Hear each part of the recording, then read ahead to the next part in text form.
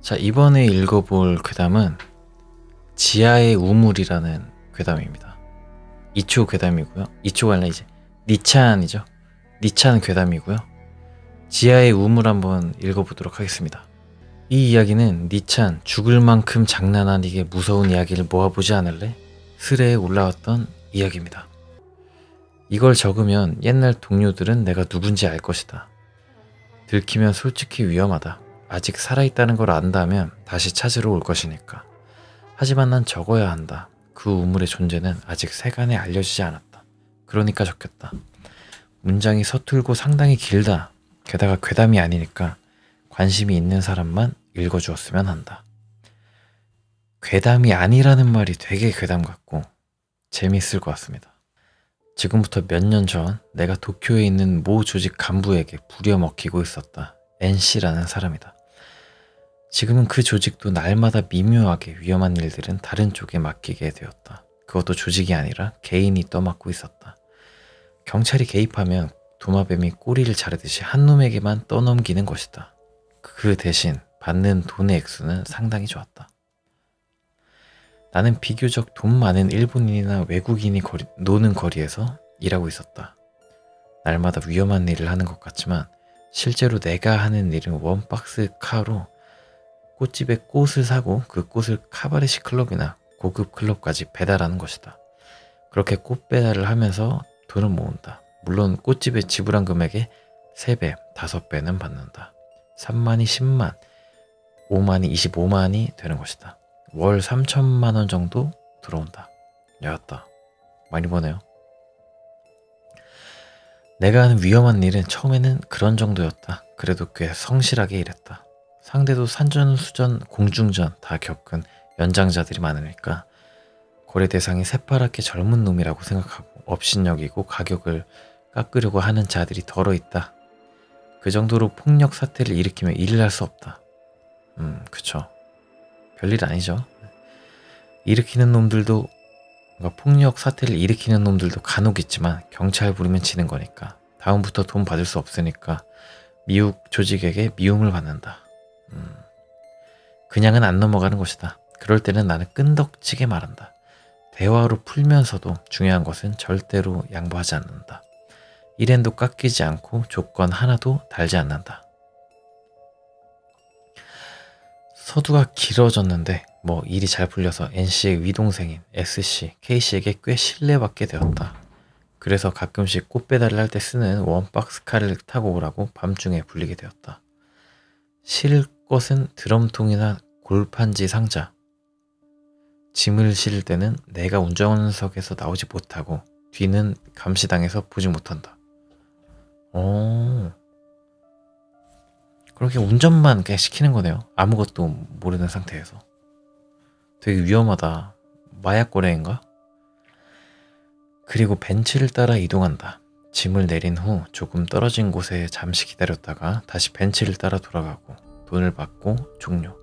뭘 옮겼는지는 알 수 없다. 그 대신 단 한 번의 일로 꽃 배달 한 달치의 돈을 받았다. 엄청 위험한 일인가 보네요. 어느 날 밤 또 불려 나왔다.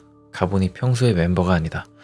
평소에는 SC나 KC 부하인 젊은 사람이 있었는데 그날은 간부 NC와 SC, KC 3명뿐이다. 3명 모두 상당히 긴장하고 민감하여 명백히 분위기가 보통이 아니다. 내가 도착해도 시동 끄고 기다려 라고만 말하고 소곤소곤 이야기를 시작했다. 누구누구는 그냥 이대로 돌려보내. 저 녀석은 괜찮아요. 그것보다 뜨문뜨문 대화가 들렸지만 결국 내가 운전하게 되었다. 왠지 불길한 예감이 들었지만 뒤에 있는 해치가 열리고 무언가를 싣는 소리가 들렸다. 그래도 이번에는 드럼통이나 골판지 상자가 아니었다. 옮길 때 소리가 평소와 달랐다. 뭔가 무거워 보이는 것이었다. 더욱더 이상했던 것이 SC와 KC가 함께 탔다는 점이었다. 평소에는 나 혼자서 벤치를 따라갔는데 게다가 갑자기 수도 고속도로로 들어갔다. 거기에는 카메라도 있고 출입구에 N 시스템도 있으니까 평소에는 가지 않았다. 이런 일을 할 때는 언제나 일반 도로를 가더라도 N 시스템은 피해서 갔는데 뭔가가 있나봐요. 예. 수도 고속도로의 순환선은 황궁을 내려다보면 안 된다는 이유로 몇 군데가 지하에 있다. 부끄럽지만 난 운전은 능숙해도 길을 외우는 게 서투르다. 아마도 순환선을 2바퀴 정도 돌았을 때였다. 차가 안 다니는 지점에서 갑자기 NC가 탄 벤츠가 터널 속에서 신호를 보냈다. 그때까지 SC도 KC도 한마디도 하지 않았는데 SC가 입을 열었다. 오른쪽 차선으로 들어가서 세워. 그 말대로 세웠다. 거기가 합류 지점이었다. 도로 가운데가 후진으로 도로 가운데에 후진으로 차 넣어. 역시 그 말대로 하고 라이트를 껐다. 양쪽에 기둥이 있어서 달리는 차에는 스쳐 지나가면서 언뜻 보일지라도 좀처럼 찾기 어려울 것이다. 뭐 발견한다 하더라도 간섭하지 않는 게 낫겠지만 NC가 탄 벤츠는 그대로 떠났다. SC와 KC가 둘이서 짐을 내렸는데 그 후에 나도 내려서 따라오라는 것이다. 나는 이때 불길한 예감이 들었다. 지금까지 불린 적은 없었으니까. SC와 KC가 둘이서 들고 있는 비닐자루, 영화에서 자주 보는 시체를 담는 데 쓰는 검은 녀석. 이제 그 안에 들어있는 게 인간이라는 생각밖에 들지 않는다. 뭔지도 모르고 차 그냥 운전자로 고용돼가지고 옮기다가 갑자기 나와서 뭐 옮기려는데 그게 시체야. 상당히 무섭겠는데요. 터무니없는 일에 휘말렸다고 생각하니 위가 아파왔다. 아마도 다리에 힘이 풀리기 직전일 것이다. 어째서 조직 내 사람이 아니라 나지? 그때는 그렇게 생각했지만 그 이유도 나중에 가서 알게 되었다. 조직 사람을 담근 건가? SC가 주머니에 열쇠가 있으니까 그걸 써서 철망 문을 열라고 하기에 그 말대로 했다. 철망을 열고 5, 6m 부근에서 다시 문이 있다. 문이라기보다 철책이었다. 문 손잡이 같은 건 없고 무엇보다 열쇠 구멍조차 찾을 수 없었다. 당황하고 있으니 또 SC가 다시 또 그 주머니를 언급했다. 이번에는 크고 작은 열쇠들. 콘크리트 벽에 스테인리스 재질의 자그마한 뚜껑이 달려있어 그걸 자그마한 열쇠로 열었다. 안에 원통형 열쇠 구멍이 있어서 그걸 큰 열쇠로 열었다. 열쇠를 돌리니 철컥하는 소리가 나면서 철책이 조금 열렸다. 오른쪽에서 왼쪽으로 미닫이식으로 철책이 열렸다. 벽 속까지 철책이 들어간 뒤 그 안에서 잠겨있다. 벽 속까지 철책이 들어간 뒤 그 안에서 잠겨있다. 자물쇠를 부수고 침입할 수 없는 구조인 듯 했다. 되게 삼엄하네요, 경비가. 그 안은 이미 어두컴컴했다. 손전등을 켜고 안으로 나아갔지만 바로 철문에 부딪혔다. 무담 침입 엄금 방위 시설청이라고 적혀 있었다. 이건 이상했다. 왜냐하면 여기 도로공원 시설이니까. 그것보다 이런 곳에 들어가도 괜찮을지 걱정되었다. 뭐 이 사람들이 하는 일이니까 덜미를 잡힐 일은 하지 않을 거라고 생각했지만 감시 카메라 같은 게 있는 게 아닌가 불안해졌다. 뭐 안에 들어갈수록 더 기묘한 것이 기다리고 있었지만 철문도 아까 전 철책과 똑같은 요령으로 열고 우리는 안으로 들어갔다. 더 기묘한 것이 기다렸다고? SC도 KC도 벌써 땀을 흘리는 걸로 보아 상당히 무거워 보이지만 운반하는 걸 도와달라는 말은 하지 않았다. 안에 들어가니 바로 계단이 나와서 오로지 밑으로 내려갔다. 상당히 오랫동안 이어졌다. 가끔씩 두 사람이 멈춰 서서 어깨에 맨 짐을 다시 고쳐들었다. 계단을 내려가니 엄청나게 넓은 도로가 좌우로 이어졌다. 아마도 폭 10m 정도 되었을 것이다. 아래에 내려간 뒤 일단 쉬었다. 도로는 군데군데 전등이 켜져 있어서 조금 어두워도 일단 라이트 없이 걸어갔다. 우리는 반대편으로 넘어가서 왼쪽으로 나아갔다. 가끔씩 쉬면서 얼마나 나아간 걸까? 도로 자체는 나누어져 있지 않았다. 오로지 똑바로 이어져서 좌우의 벽에 가끔씩 철문이 달려 있었다. 어떤 문 앞에 SC가 멈춰서서 말했다. 이거 아냐? 이거잖아. 거기에는 제국 육군 제13호 갱도라고 적혀 있었다. 글자 자체는 낡았지만 믿을 수 있나? 지금 일본에 있는 건 지상의 자위대이지 않은가? 대체 이건 몇십 년에 만들어진 터널인가? 그러네요. 자위대밖에 없는데 엄청 옛날 갱도라는 얘기죠. S씨도 K씨도 땀을 뻘뻘 흘리고 숨을 헐떡이면서 문 안으로 들어간 후 다시 짐을 내리며 쉬기로 했다. 둘 다 말이 없었기 때문에 나도 침묵했다. 잠시 후 S씨가 슬슬 가자며 자루의 한쪽 끝, 아마도 발이 있는 곳을 잡았다. 그랬더니 자루가 갑자기 날뛰었다. S씨가 갑자기 부딪혀서 손을 놓고 말아 반동으로 반대쪽 입구에서 얼굴이 나왔다. 재갈을 물린 조금 살이 찐 남자였다. 어디선가 본 얼굴이다. 그것도 그렇지만 예상은 했어도 자루에서 진짜로 사람이, 게다가 살아있는 인간이 나와서 무서운 나머지 나는 굳어버렸다. 야! 왜 눈을 뜬 거야? 약 투여해, 약! 자루에 다시 넣어! S씨가 K씨에게 그렇게 말하는 소리가 들렸다. 약은 없어. K씨는 겨우겨우 그렇게 대답했다. 그러는 동안에도 자루는 날뛰었다. 날뛰었다기보다는 몸이 묶였는지 몸을 마구 비틀면서 자루에서 나오려고 했다. 그러자 S씨가 자루 위로 복부 근처를 짓밟듯이 걷어찼다. 한순간 자루가 멈췄지만 엄청난 신음을 내면서 다시 날뛰었다. S씨는 개의치 않고 복부를 계속 밟았다. 그래도 자루는 날뛰었다. 이윽고 K씨도 가세에서 둘이서 무자비하게 걷어찼다. 빠각하는 소리가 2, 3회 정도 들렸다. 아마도 늑골이 부러졌을 것이다. 자루는 더 이상 부러지지 않았다. 부러지지가 아니라 자루는 더 이상 움직이지 않았다. 그때 자루 속에 있던 남자는 고개를 돌려 나를 보았다. 그때까지 날뛰던 남자가 갑자기 울 것 같은 얼굴로 나를 쳐다보았다. S씨가 자루에 다시 넣으라고 말하니 K씨가 남자의 어깨 근처를 발로 밀고 자루를 끌어당겨 남자를 안에 넣었다.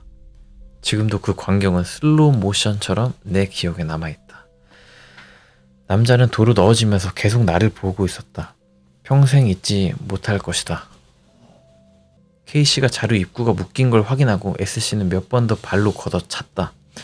이 정도로 해주지, 죽이면 큰일이니까.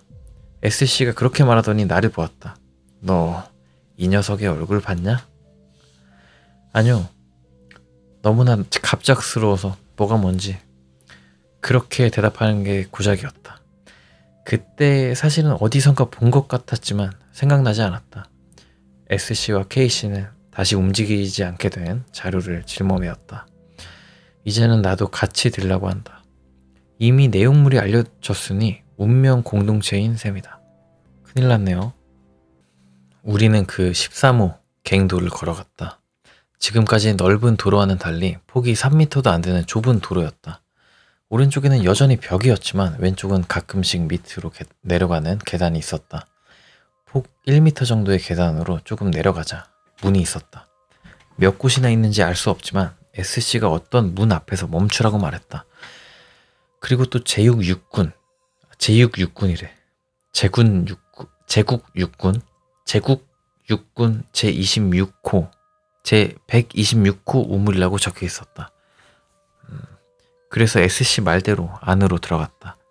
안은 꽤 넓은 방이었다. 초등학교나 중학교 교실 정도 되어 보였다. 그 한가운데 분명히 우물이 있었다. 그래도 뚜껑이 덮여 있었다. 두꺼워 보이는 철 뚜껑이다.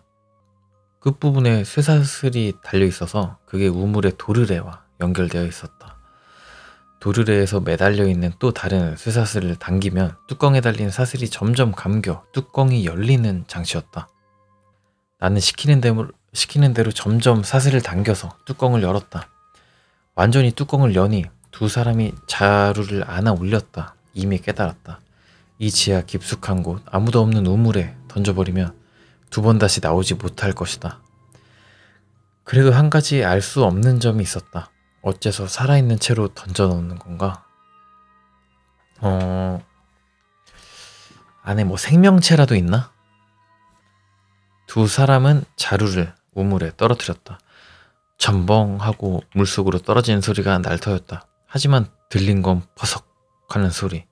이 우물, 물이 마른 게 아닌가 하는 소리. S씨와 K씨도 얼굴을 마주 보았다. S씨가 내가 가지고 있는 손전등을 보고 턱짓으로 우물을 보라는 제스처를 취했다. 이걸 보게 하면 어떡하나? 손전등을 비추어 보니 처음에는 흐릿하게밖에 빛이 닿지 않았다. 렌즈를 조금 돌려서 초점을 맞추니 작지만 바닥까지 빛이 닿았다. 빛의 자루의 일부가 비친다. 역시 말라버린 모양으로 물 같은 건 보이지 않는다. 거기에 손이 나타났다. 새하얀 손. 게다가 맨들맨들한 머리 부분도. 뭐 골룸 느낌인데? 어라? 아까 전 자루에 있던 사람 민머리는 아니었는데? 영문을 몰라 멍하니 생각하고 있더니 또 머리가 나타났다. 두 명? 점점 더 혼란스러워져서 그저 바라보고 있으니 그 머리가 슥 위를 올려다보았다. 눈이 없다. 눈구멍 같은 게 아니라 콧구멍 같은 작은 구멍들이 달려있을 뿐이다. 이해 불가능한 상황에 우리는 전부 굳어버렸다. 게다가 둘만 있는 게 아닌 것 같다. 그들의 주위에도 무언가가 북적이는 기척이 느껴졌다. 저거 뭐야? 인간인가? 왜 물속에 있지? 아니, 왜 우물 속에 있지? 무엇을 하고 있지? 그때 갑자기 문이 열리면서 사람이 들어왔다. 나는 놀라서 손전등을 떨어뜨리고 일어섰다. S씨와 K씨도 마찬가지였다. 들어온 건 N씨였다. N씨는 우리를 보고 괴이적은 얼굴을 했다. N씨? NC가 누구였더라? NC가 누구였죠? NC는 이제 간부. 이 조직이랑 같이 일하게 된 계기네요. 이 조직이랑 같이 일하게 된 말이 안 나오네. 이 조직이랑 같이 일하게 되는 계기를 만들어준 사람이 이제 NC. 그 NC가 갑자기 들어온 거네요. 그 NC가 갑자기 들어왔다. NC는 우리를 보고 괴이적은 얼굴을 했다. S, 이제 끝난 거냐? SC는 조금 당혹스러운 표정을 지었다가 바로 대답했다. 다 끝났습니다. NC는 우리의 상태를 보고 우리가 우물의 안을 본 걸 알아차린 모양이다. 안을 본 거냐? 안을 본 거야?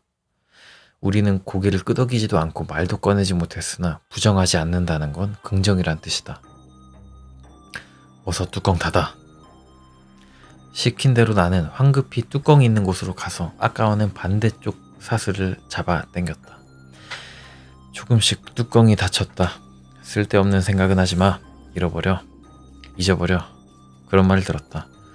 확실히 그렇지만 빙글빙글 생각이 머릿속을 돌아다닌다. 죽이면 안 된다고 S씨가 말했다. S씨 자신도 왜 죽이면 안 되는지 몰랐을 것이다. 산채로 떨어뜨린 이유는 산채로 그 괴물 같은 놈들이 있는 곳으로 생각하고 싶지 않았다. 우리는 왔던 길을 돌아가 차를 탔다. 이번에는 S씨와 K씨는 N씨의 벤츠에 탔다. 그리고 그것이 세 명을 마지막으로 본 순간이었다. 아니 왜? 죽었나 다? 나는 떠올렸다. 그때 자루 속에 들어간 남자의 얼굴을. 최근 출소한 회장의 삼남이었다. 행실이 나쁘다고 소문난 남자였다. 더러운 일에 함부로 휘말렸다가 복역한 듯하다. 나는 두세 번밖에 얼굴을 본 적이 없었지만 아무 일 없다는 듯 으스대는 게 기분 나빴었다. 그렇지만 회장의 아들을 죽이는 건 범죄다. 시체를 숨긴다고 해도 언젠가 들킨다. 그래도 가능한 한 들키지 않게 나를 이용해서 옮겼을 것이다. 그 사건으로부터 2주일 정도 지난 후 NC가 사라졌다. S씨가 내게 전화를 걸어 너도 숨어 라고 말했다. 들킨 것이다. 회장의 아들을 죽인 걸. 조직과 거리를 둔 덕분에 나는 도망칠 수 있었다. S씨나 K씨가 어떻게 되었는지는 모른다. 그로부터 몇 년간 나는 사람이 많은 땅을 전전하고 있다. 아니, 그러면 그 안에 골룸들, 우물 안에 있는 골룸들도 어떻게 된 거지? 굶어 죽었을까요? S랑 K가 계속 밥을 주고 있었던 건가? 아무튼 계속 읽어볼게요. 이건 어느 인터넷 카페에서 쓴 글이다. 이제 인터넷 카페도 신분 증명서를 보여주지 않으면 이용할 수 없어진다. 그래요? 일본이 그런가? 이게 마지막 기회다. 조직 사람들이 이걸 안다면 어디서 적었는지 바로 찾으려고 할 것이다. 그러니까 나는 이 마을에는 두 번 다시 올 수 없다. 누군가 그 우물을 찾아내 주었으면 좋겠다. 왜 그 우물이 폭력단이 열쇠로 열고 들어가는 걸까? 그걸 알아낼 수 있다면 나를 쫓는 놈들은 전부 잡힐지도 모른다. 나는 도망쳐서 살아남고 싶다. 이제부터도 도망칠 생각이다. 끝. 재밌습니다. 여기 이제 니찬이니까 같이 이제 스레를 같이 올려주는 그 댓글들이 막 있네요. 겨우 찾았다. 디센트의 지하인 것 같아. 디센트의 지하인? 이 이야기 죽장무 중에서도 가장 좋아해. 죽장무가 뭘까요? 죽장무. 죽을 만큼 장난 아니게 무서운 이야기를 모아보지 않을래 라는 슬의 이름이네요. 도쿄도의 지하에는 지하철도의 폐선이라거나 비밀 지하 공간 같은 게 있다고 들은 적도 있어. 뒷세계나 군 관련 이야기가 나온 것도 흥미진진해. 수도 고속도로나 방위성에서 일하는 사람들이 있다면 가르쳐줘. 이껐냐? 진짜 걷냐? 응? 가끔씩 거론되는데 도쿄의 지하에는 각각 커다란 지하시설이 있어. 일단 유명한 곳이 저수라거나 배수공간. 설비된 도로는 물을 흡수하지 않으니까 거기에 단숨에 쏟아부는 걸로 지하철도나 지하도가 침수하거나 지상 침수하는 걸 방지해. 다음으로 지하철도 관련. 여기는 유사시 대비한 토에이 지하철도계에 언제나 여유 공간이 있어 식료 저장 등을 맡고 있어. 우리나라에도 이런 게 있나? 있을까요, 이런 게? 약간 포스트 아포칼립스 대비하는 느낌이네. 자위대에 예전에 소속했던 사람이 말해준 건데, 걸어서 신주쿠나 왕위가 있는 마루노우치, 각 대사관이나 도하로 이동할 수 있는 것 같아. 거기는 이 글에서 언급한 것처럼 길이 넓고 실제로 차량 이동을 전제로 만들어졌다는 군. 뭐 듣거나 조사한 이야기지만. 우물 속의 정체를 알 수 없는 괴물들이 무서워. 눈이 없다거나 계속 지하에 살고 있는 생물이니까 어둠컴컴해서 어차피 보이지 않으니까 눈은 퇴화했을 테고 태양이 없으니까 머리카락도 필요 없을 테고 자외선으로부터 피부를 보호할 요소도 없을 거야. 묘사를 보면 정체를 알 수 없는 건 아니니까 무섭진 않아. 오히려 그런 의미에서 자연스러운 게 현실적이어서 더 무서워. 코와 귀가 있지만 눈은 없다는 건 그 아무것도 없는 곳에 예전에는 눈이 있었다는 뜻이겠지. 그 말은 몇 세기 전인지는 몰라도 예전엔 눈이 있었던 인간 같은 생물이었을 테다. 늑골 부러지고 그런 식으로 아래로 내던지면 운이 나쁜 경우 즉사. 치료도 식료도 없이 오래 살지 못하는데 던질 때는 살아있어야 한다는 건 살아있는 걸 먹기 때문이 아니라 교배 때문이 아닐까? 와, 그러면 너무 징그러운데요? 뭐 교배 후 먹을지도 모르지만. 그러니까 이 사람 상상력이 좋다. 교배의 생각은 못했어요. 미드소마처럼 이렇게 해놓고 죽이나? 먹나봐요. 뭐 먹어야 되니까. 재밌는 얘기입니다. 재밌었습니다. 요게 뭐였냐? 죽장무에서 있었던 지하의 우물이라는 괴담이었습니다. 재밌네요. 상상력을 막 자극하게 만드는. 재밌었습니다.